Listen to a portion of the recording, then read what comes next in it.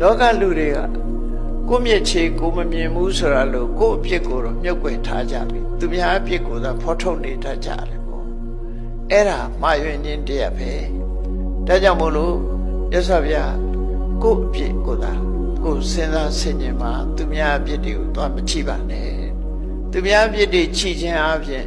ကိုမှမကောင်းတဲ့စိတ်တွေပဲတိုးပွားလာမှာဖြစ်တယ်အဲ့တော့သူများကိုအပြစ်တင်မှုလည်းမကြိုးစားနဲ့ကိုသာဒီလှုပ်တယ်မလှုပ်ဘူးကိုသာအခြေအနေတရားကိုသာစဉ်းစားဆင်ခြင်သုံးသပ်ကြည့်ရမှာဖြစ်တယ်ဆိုတဲ့သွန်သင်ဆုံးမချက်ပဲဖြစ်တယ်ကို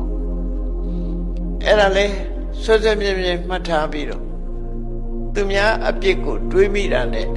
နပရိသံဝီလောမာနိနပရိသံကတကတသူတော်ဘာမတော်မလျော်တဲ့အမှုကိစ္စတွေသူတော်ဘာလှုပ်တယ်မလှုပ်ဘူးဆိုတာတွေကိုသွားပြီးတော့စိတ်ဝင်စားနဲ့မကြည့်နဲ့သူများအပြစ်တွေကိုမမြင်နဲ့အတ္တနောဝအဝိခေယကတာလိအတ္တနိသာကိုယ့်ရဲ့အလုပ်ကိုသာကိုလှုပ်မလှုပ်ကိုဖြစ်မဖြစ်ကိုသာကိုသာအကျိုးပြည့်စီစေရမယ်ကိုသာချီးရှုရမယ်ဆိုတဲ့ဒီမြတ်စွာဘုရားရဲ့သုံးသင်ဆုံးမချက်အတိုင်းနေလို့ရှိရင်သူများကိုအပြစ်တင်ငြင်းညောင်ဖြစ်တဲ့အကုသိုလ်တွေကိုမှဖြစ်တော့ဘူးလေတချို့ကသူများတော့အပြစ်တင်လိုက်လို့ရှိရင်ထိုအပြစ်တင်ခံရတဲ့ပုဂ္ဂိုလ်ကသူတော်ကောင်းဖြစ်နေလို့ရှိရင်ကိုချိုးနေသွားကိုအပြစ်ကိုမကြည့်လို့အပြစ်တင်ခံရတဲ့ပုဂ္ဂိုလ်ကတကယ်သူတော်ကောင်းကိုလည်းသွားပြစ်မှားမိတတ်တဲ့ခါကြတော့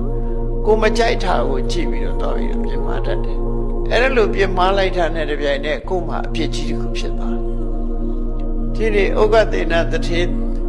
ဇနီးမောင်နှံအလောင်းများဆိုကြည့်လိုက်လမ်းမှာတွေ့တဲ့ပိစိကဗုဒ္ဓကိုသူတို့ပါလာတဲ့စာဝတ်တော်ဖွဲ့တွေလှူလိုက်တယ်လမ်းကြုံလို့တွေတဲ့ထဲလှူလိုက်တယ်လှူပြီးတော့ဆူတောင်းတဲ့အရှင်ဘုရားသိတဲ့တရားမျိုးသိရပါလို့ဤဆိုပိစိကဗုဒ္ဓကြည့်လိုက်တော့သူတို့ဆူတော်ပြည့်မယ်ဆိုတော့ပိစိကဗုဒ္ဓကဝမ်းသာအားရပြုံးလိုက်တော့အမျိုးသမီးကစပြီးပါပြောတော့အေးဟိုကိုရောကပြုံးနေတော့အနုပညာသမားနဲ့တူတယ်အနုပညာသမားတွေကလည်းပြုံးလေးနေတတ်တဲ့ထမရဲ့တချင်းဆိုရင်ပြုံးနေကြတာဟုတ်တော့ဟုတ်လောက်တယ်နော်မပြုံးရင်လည်းပြုံးဆိုတာ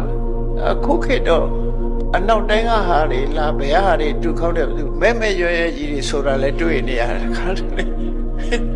တချင်းဆိုတာကြည့်မကောင်းရှိမကောင်းမဲရွယ်ပြီးတော့ခါစားတာလားဘာလားမသိပါဘူးနော်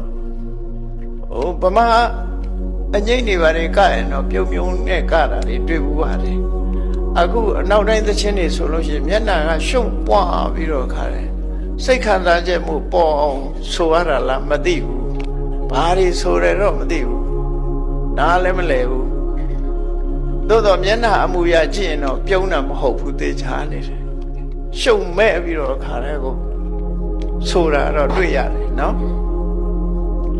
အေးအဲ့ဒါလို့ဒီကိုယ်တော်ကပြုံးနေတော့တချင်းတယ်နဲ့တူတယ်ခုခေတ်တော့တချင်းတယ်လို့မခေါ်ဘူးဆိုတော့နဲ့တူတယ်လို့ပြောလိုက်ယောက်ျားလုပ်တဲ့သူကလည်းအေးဟုတ်မှာပေါ့ကွာလို့ပြောတော့အဲ့ဒီလိုပိစိကဗုဒ္ဓမထေရမြတ်ကိုသွားပြီးတော့မနိုင်ရမယ့်ဟာသွားနိုင်လိုက်တဲ့အခါမှာဒီဥက္ကသေနဇနီးမောင်နှံဟာဥက္ကသေနကတထေသားဖြစ်တော့လေသူဇနီးကဒီကားချိတ်တဲ့အမျိုးသမီးသွားဖြစ်တယ်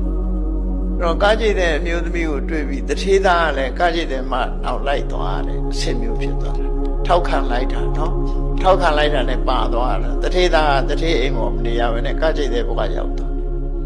အဲ့ဒါသူတို့ဇလံမှာအဲ့လိုရှိတယ်အဲ့တော့သူများအပြစ်ကိုသွားကြည့်လိုက်တာသူများဟာကိုသွားကြည့်ပြီးတော့ကဲရဲ့စကားပြောလိုက်လို့ရှိရင်ဒီလူတွေဖြစ်တတ်တယ်ဆိုတာနဲ့သတိထားစရာပေါ့နော်အေးအဲ့ဒါနဲ့ပတ်သက်ပြီးတော့မြတ်စွာဘုရားအခုဒီမှာနပရိသံဝီလောမာနိသူတစ်ပါးရဲ့မတော်မလျော်တဲ့ကိစ္စတွေကိုချိမနေနဲ့နပရိသံကတကတသူတစ်ပါးလှုပ်တာမလှုပ်တာမချိနဲ့ဆိုလိုတာကတချို့ကတရားထုတ်တယ်ငါတို့ကတော့ဥပုံနေလဲဥဆောင်တယ်တို့ရထရာတွေတော့စောင့်မအောင်ဒီလိုအမျိုးပေါ့နော်သူများမဆောင်တာတော့ပြောင ငါတော့စခန်းဝင်တာဘယ်နှစ်ရှိတို့ရတဲ့စခန်းဝင်တဲ့လူတယောက်မှမရှိဘူးအဲ့ဒါလို့သူများကိုသွားမကြည့်လိမ့်နဲ့လို့သူတို့ဆိုလိုတယ်ပေါ့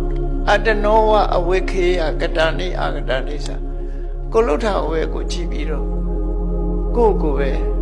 ဆန်းစစ်ပါလို့မြတ်စွာဘုရားဟောတာနော်